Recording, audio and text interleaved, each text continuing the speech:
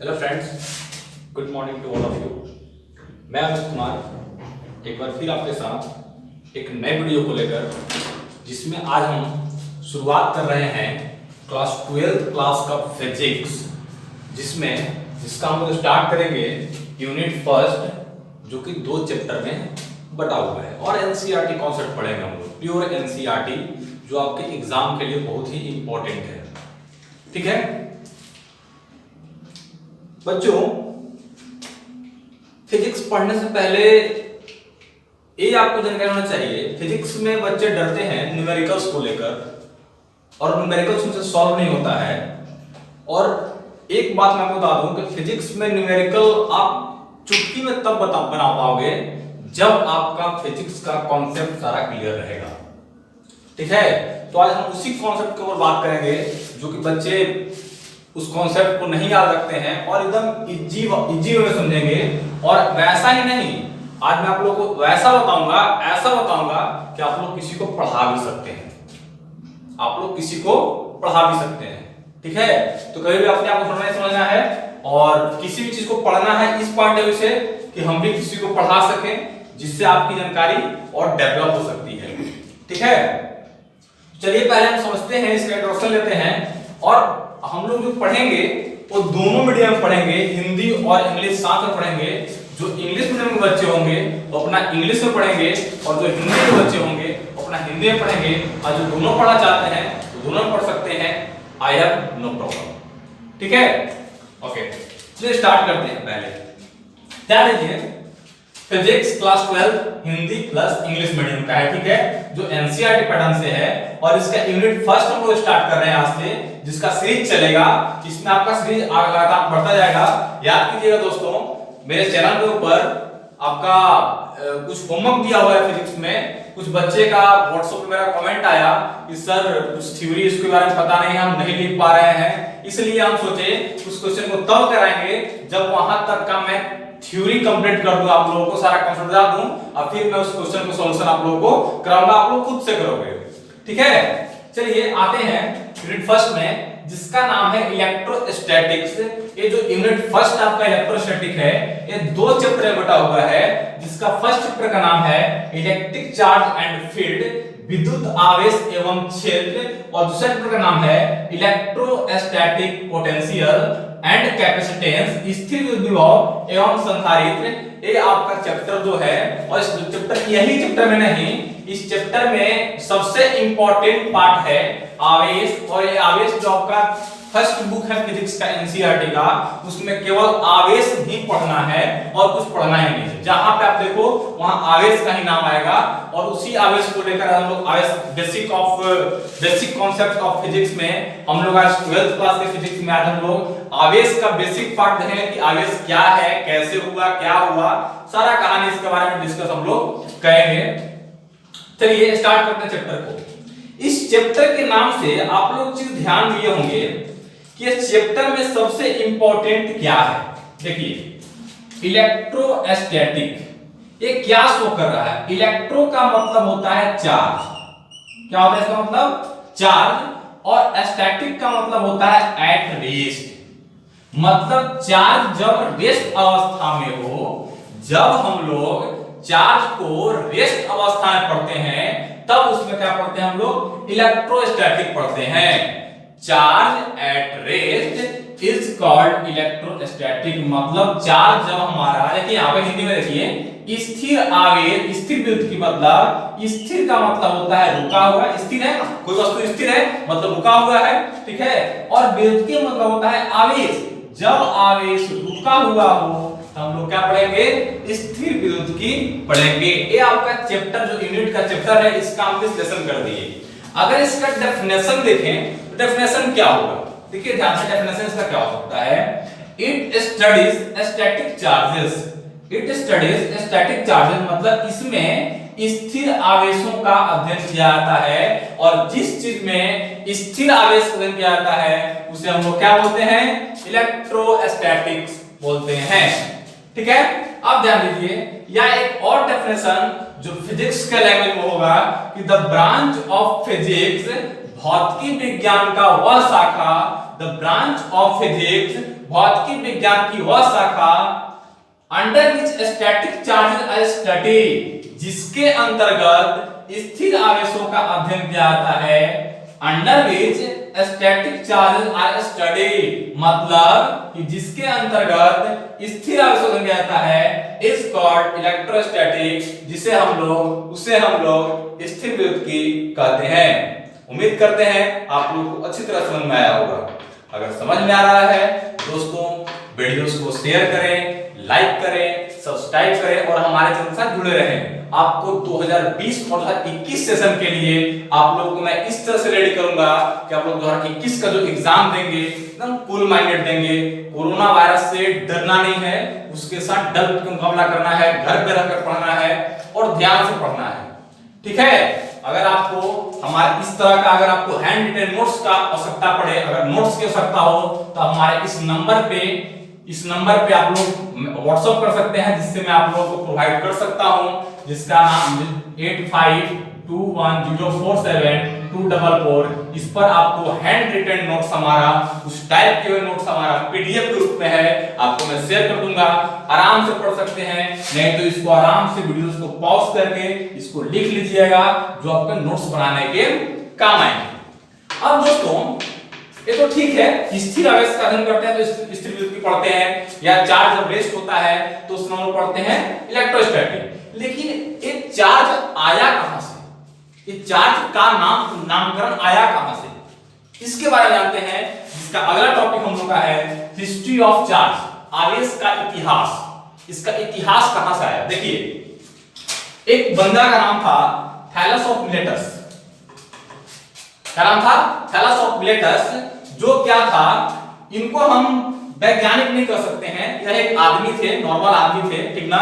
इनको इसीलिए वैज्ञानिक नहीं कह सकते हैं क्योंकि बाद में इसके बारे में बहुत सारा चर्चा होगा। इनको वैज्ञानिक नहीं कह सकते हैं। यह बंदा ने एक अंबर लिया, अंबर मतलब आप कह सकते हैं से हम लोग कह सकते हैं क्या, आप तो जेम स्टोन, जिसकी अंगूठी और बनाते हैं, स्टोन बांधते होंगे ना, शांति मोती देखते हैं, ब्लैक, हरा, काला, क्या क्या लोग बनते हैं, उस तरह से एम्बर भी एक जेम स्टोन है जिसकी अंगूठी वगैरह बनती है। ठीक है, और एक उन्होंने फर लिया, फर मतलब जानवर की खाल, फर समझते हो ना, भालू की फर होता है, देखते हो ना, तो जानवर की खाल लिया उन्होंने और दोनों को रगड़ने के बाद कुछ इनको अलग तरह का प्रभाव देखने को मिला, अलग तरह का रिएक्शन देखने को मिला। ठीक है, जब देखने को मिला तो उन्होंने उसमें बोला कि कुछ ना कुछ इसमें बात है। तो वही बंदा ने बताया कि आवेश की सर्वप्रथम खोज थैलस ऑफ मिलेटस ने किया था। यह कोई वैज्ञानिक नहीं थे या कोई साइंटिस्ट नहीं थे, उन्होंने ऐसे ही चर्चा किया, उन्होंने बताया कि कुछ है जो किसी वस्तु को अपनी ओर आकर्षित करती है, कोई ना कोई बात है, और जिसका उसने नाम दिया क्या, आवेश नाम दिया। क्या नाम दिया? आवेश नाम दिया, चार्ज नाम दिया। इसके बाद ये बहुत पहले की बात है, बहुत पुराना बात है, ठीक ना। उसके बाद आज हम लोग पढ़ते हैं कि आज के समय में आवेश को किस तरह से देखा जाता है और आवेश का क्या क्या एक्सप्लेनेशन मिला, क्या क्या उसके बारे में डीपली जानकारी हम लोग को मिली, उसके बारे में चर्चा करते हैं। आखिर आवेश है क्या? देखिए, आवेश एक ऐसा चीज है, आवेश एक ऐसा चीज है, मतलब कि आवेश किसी वस्तु का वह गुण है, किसी वस्तु का वह प्रॉपर्टीज है। आवेश जो है, चार्ज जो है, किसी भी ऑब्जेक्ट का एक ऐसा प्रॉपर्टी है जो अपने अंदर, मतलब कि अपने आसपास electric field and magnetic field उत्पन्न करता है। आवेश किसी वस्तु का वह गुण है। मतलब कि सपोज कीजिए कि अगर यहां पर कोई Q नाम का आवेश है तो इसके अगल बगल कोई इलेक्ट्रिक फील्ड उत्पन्न होगा। समझ रहे हैं? तो वही लिखा हुआ है कि charge is the property of an object. Charge जो है किसी भी ऑब्जेक्ट का एक ऐसा प्रॉपर्टी है due to which it generates, due to जिसके कारण, ठीक है, वह क्या क्या क्या होता है, वह क्या करता है, तो जनरेट करता है, उत्पन्न करता है। किस चीज को भाई? तो इलेक्ट्रिक फील्ड को और मैग्नेटिक फील्ड को, मतलब कि विद्युत क्षेत्र को और चुंबकीय क्षेत्र को क्या करता है? जनरेट करता है, उत्पन्न करता है। ठीक है, और फिर क्या करता है? और क्या करता है? and experiences its effect। मतलब ये भी चीज है कि अगर या Q है और दूसरा कोई अगर सतह है और उसके अंदर आएगा तो यह अनुभव करेगा। क्या अनुभव करेगा? तो यहाँ पर कोई आवेश है, इसमें आकर्षण का या प्रतिकर्षण का अनुभव करेगा। वही बता रहा है कि आवेश किसी वस्तु का वह गुणधर्म है जिसके कारण यह विद्युत क्षेत्र और चुंबकीय क्षेत्र उत्पन्न करता है तथा उसके प्रभावों का अनुभव करता है। मतलब कि इस आवेश का कोई ना कोई अलग अलग प्रभाव है और जब इसके नजदीक आएगा तो इस पर कोई ना कोई प्रभाव इसका पड़ेगा और इसका प्रभाव इस पर पड़ेगा और इसका प्रभाव इसके ऊपर पड़ेगा। मतलब वही मिला जुलाकर अगर ठेठ हिंदी भाषा में समझें तो आवेश किसी वस्तु का वह गुण है जिसके कारण यह विद्युत क्षेत्र और चुंबकीय क्षेत्र उत्पन्न करता है और उसके प्रभावों का अनुभव करता है। मतलब कि जो उसका प्रभाव है, क्या जो भी प्रभाव उसका होगा, उसका प्रभाव आकर्षण का हो या उसका प्रभाव प्रतिकर्षण का हो, वो अनुभव करता है। और एक भाषा में समझ सकते हैं हम लोग कि charge is a property of object due to which it can attract और रिपेल अनदर चार्ज बॉडी। इसका मतलब क्या हुआ कि चार्ज किसी आवेश किसी वस्तु का वह गुण है जिसके कारण वह वस्तु उसके ऊपर आकर्षण का, किसका? आकर्षण का, मतलब आकर्षण का और प्रतिकर्षण का, मतलब अट्रैक्शन का और रिपल्शन का अनुभव करता है, जिसे हम लोग बोलते हैं आवेश। कोई दिक्कत बच्चों? एक बार फिर से डेफिनेशन पढ़ते हैं कि charge is the property of an object due to which it generates electric field and magnetic field and experiences its effect। Good. Hindi में पढ़ते हैं कि आवेश किसी वस्तु का वह गुणधर्म है जिसके कारण यह विद्युत क्षेत्र और चुंबकीय क्षेत्र उत्पन्न करता है तथा उसके प्रभावों का अनुभव करता है। मतलब कि यह एक वस्तु है, इसमें कोई आवेश अगर है तो इसके ऊपर क्या होगा? तो इसके अगल बगल कोई फील्ड उत्पन्न होगा और फील्ड उत्पन्न होगा जिससे हम लोग क्या बोलेंगे? Electric field. क्या बोलते हैं? इलेक्ट्रिक फील्ड बोलेंगे या चुंबकीय क्या बोलते हैं? मैग्नेटिक फील्ड बोलेंगे। और इसके अगल बगल कोई दूसरा वस्तु आता है तो इसका गुण जो होगा, इसका जो गुण होगा, ये वस्तु का प्रभाव इसके ऊपर पड़ेगा, इसका प्रभाव इसके ऊपर पड़ेगा। वही बात मैंने लिख दिया है। बात समझ में आई? चलो, ये तो बात आवेश की हो गई। अब आता है अगला टॉपिक हम लोग का, कॉन्सेप्ट ऑफ चार्ज, आवेश की अवधारणा। ये क्या बात है? मतलब कि आवेश का अवधारणा, मतलब आवेश कहां से आया, आवेश को कैसे पहचाना है कि इसमें ये आवेश है, और आवेश किसको धन बोलते हैं, किसको ऋण बोलते हैं, किसको पॉजिटिव बोलते हैं, किसको नेगेटिव बोलते हैं, वो कहां से आया। देखिए, इसकी बात को समझते हैं पहले, और सबसे पहले उसके एग्जांपल समझते हैं और फिर इसके डेफिनेशन पर आते हैं। देखिए, सपोज कीजिए आप लोग केमिस्ट्री में पढ़े होंगे सोडियम परमाणु पढ़े होंगे, सोडियम एटम पढ़े होंगे, जिसका परमाणु क्रमांक होता है 11। इसको क्या बोलते हैं? सोडियम बोलते हैं, ठीक है। अगर इसका इलेक्ट्रॉनिक विन्यास करें, अगर विन्यास करें तो 281 होगा। अब ध्यान दीजिए कि यह वस्तु अपने आप में अस्थायी कब होगा, मतलब स्टेबल कब होगा? जब ये अपना एक इलेक्ट्रॉन त्याग देगा, मतलब किसी को दे देगा, इलेक्ट्रॉन का अगर दान कर देगा, डोनेट ऑफ इलेक्ट्रॉन, इलेक्ट्रॉन का दान। अगर इलेक्ट्रॉन को क्या करेंगे, इसको अगर ये डोनेट ऑफ इलेक्ट्रॉन कर देगा, मतलब कि इलेक्ट्रॉन को क्या कर देगा? डोनेट ऑफ इलेक्ट्रॉन, मतलब इलेक्ट्रॉन का दान कर देगा, तो क्या होगा? तो अस्थायी हो जाएगा, स्टेबल हो जाएगा। अब ध्यान दीजिए यहाँ पर कि जब यह इलेक्ट्रॉन का दान करेगा तो अब ध्यान दीजिए कि इस सोडियम परमाणु में इलेक्ट्रॉन की संख्या भी 11 है और प्रोटॉन की संख्या कितना होता है?